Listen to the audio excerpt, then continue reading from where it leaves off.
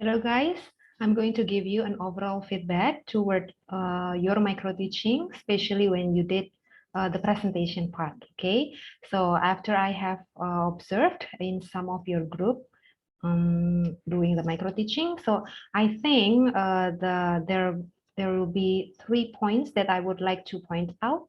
The first one is about how you would present the materials to your students.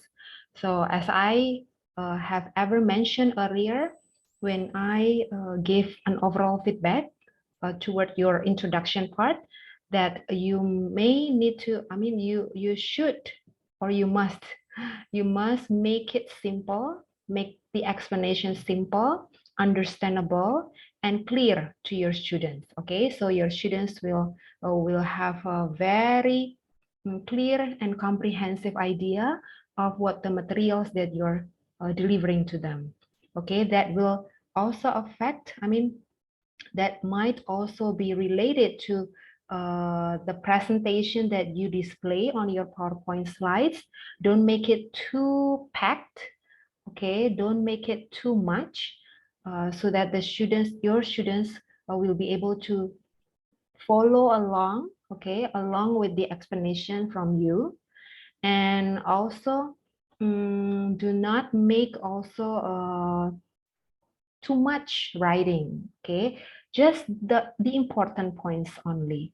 And then you will be able to elaborate those points, okay, to make your students get an overall look, an overall understanding toward the materials you're delivering to them, okay? And then your presentation also will need to be following what you have planned before, okay? Since you are teaching listening and speaking skills for your students, yeah, improving their listening and speaking skills, then the materials or even the resources, the medias, maybe you use websites or apps, okay, that will also need to be related to improving your students' listening and speaking skills, okay? Rather than asking them to read a passage, for example, well, if you ask your students to read it aloud, okay, and the rest of the class or the rest of their group will need to listen to it first, then that would be that would relate to improving your students' listening and speaking skills related to the goal, right?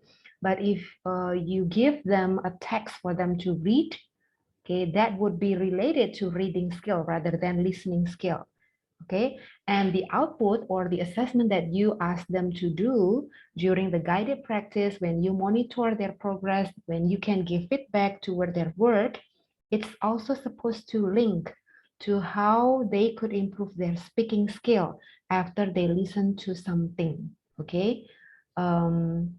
Giving them an audio or a video or a dialogue, okay, or news that they need to listen to first, and then later on they will be encouraged to write something and then present it to the class that would be related to the goal of your micro teaching, okay?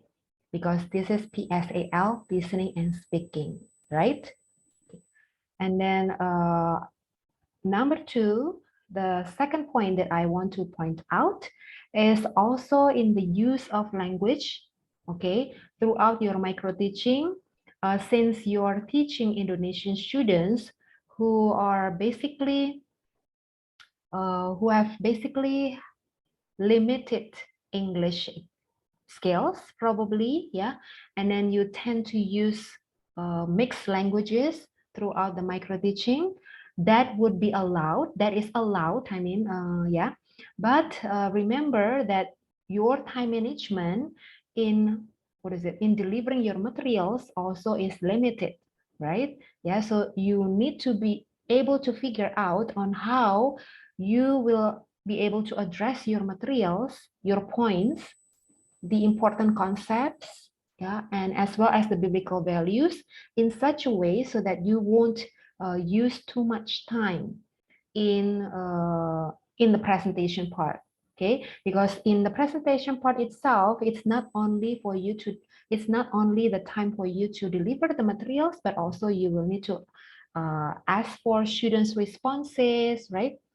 Ask them to get involved in the discussion or in the Q&A session that you might use during the presentation time, and later on at the end, before you finish your presentation part, you will also need to ask your students to do an assignment, right? That you can guide, where you can guide, where you can also give feedback on, and also give comments on, right? So the guided practice is also important for the students to know more parts or areas that they need to improve based on your feedback. Okay, so those are the things that you need to cover up, right, in the presentation. So it means that your time management should be controlled. Okay, should be in control. I mean, yeah. So the use of mixed languages might trap you in the middle when you need to switch to different languages all the time throughout the lesson. So my suggestion would be for you to maximize the use of English, even though your students are Indonesian students learning English as a foreign language. But believe me, guys, Indonesian students right now, in this age, in this era where technology advancement is very rapidly progressed, and as well as all accessible resources on the internet that mostly are in English, this situation has made Indonesian students are well equipped actually, or at least they have got much exposure to English. So you may maximize English use throughout the lesson, okay, but with a slow motion or a slow speed, okay, and with a stronger intonation to emphasize certain parts that you want to emphasize, okay.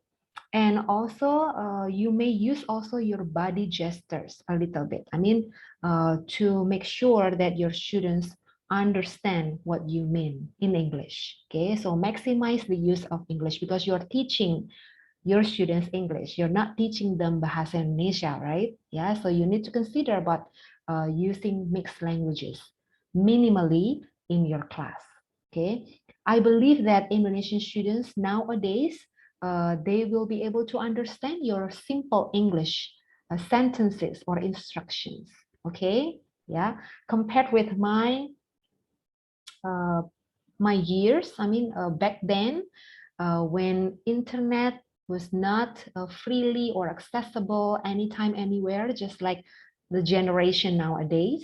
Okay, so you can use English more often, yeah, in your class. Okay. For example, I'm going to give you an example then, yeah, especially in the important parts where I want to emphasize certain things or important concepts to my students, I will use English, okay, and I will use gestures. For example, okay, students, today I'm going to share with you a new topic since you have learned about the previous topic X, right? And then we're going to learn about a new topic. It's about environment or natural disaster.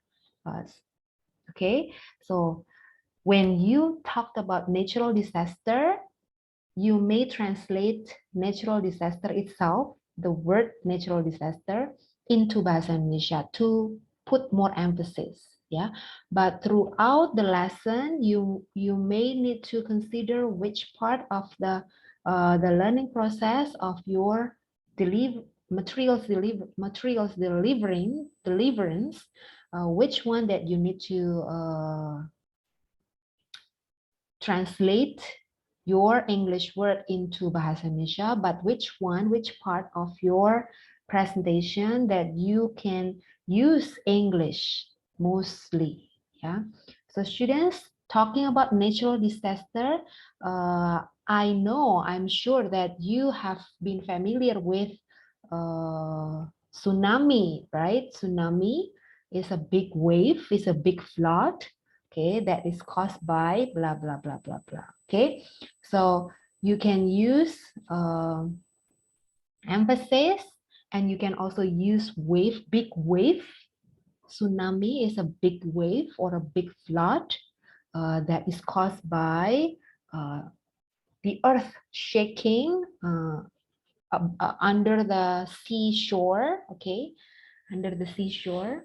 Then you will slow down your speed as well so that your students can grasp bit by bit on the meaning of the words or the sentences that you are saying in English. Okay, okay, guys. Yeah, I'm talking to you right now. Okay, so another thing, the third part. So the first one would be on how you display your PowerPoint slides and how to make it simple and understandable for your students, right? And the second one is the use of mixed languages. Give more exposure to English for your students using body gesture, intonation to emphasize certain points, and as well as slow down your speed when you speak in English with them. Yeah. And number 3 would be your focus. Okay. Your eye contact should be focused on the center of the camera ball there in front of your laptop. Okay. So that your students can also stay focused while they're listening to you, to your explanation. Okay. And you may take a look at your slides while you're explaining about the materials, but after that, you may need to go back to the center of the camera again. And at the same time, you may also need to pay attention on your students' engagement, yeah, whether they are still engaged or not throughout the lesson. Or they're opening or they're looking at something else that is not related to the lesson. Okay, so that's why in the beginning of the lesson, even you may remind your students again about the class procedures that you have agreed on with them. For example, turn their camera on while they're having the synchronous session if it's possible. And then, for example, stay focused throughout the lesson, participate actively during the question and answer session, and not opening other apps while they're having the synchronous session with you. So those are the class procedures that you may remind and re-emphasize again, re-emphasize with your students so that throughout the learning process, your students can know your expectations and they will be able to achieve that with your guidance and your reminder to them. Okay, so don't be afraid to remind your students. Be strict, not too strict, but be firm with what you have decided to do and what you have agreed on with your students. Okay, I think that's all my overall feedback toward your presentation part during your micro teaching, everyone. So I do hope that you can reflect again on what you have done and improve better for your micro teaching part 2. I mean micro teaching 2, which you need to record your micro teaching. Okay. Good luck for you all for your preparation, for your recording, and for the preparation for next week. You're going to do your micro teaching for the closing part. Okay. Bye-bye. God bless you, everyone.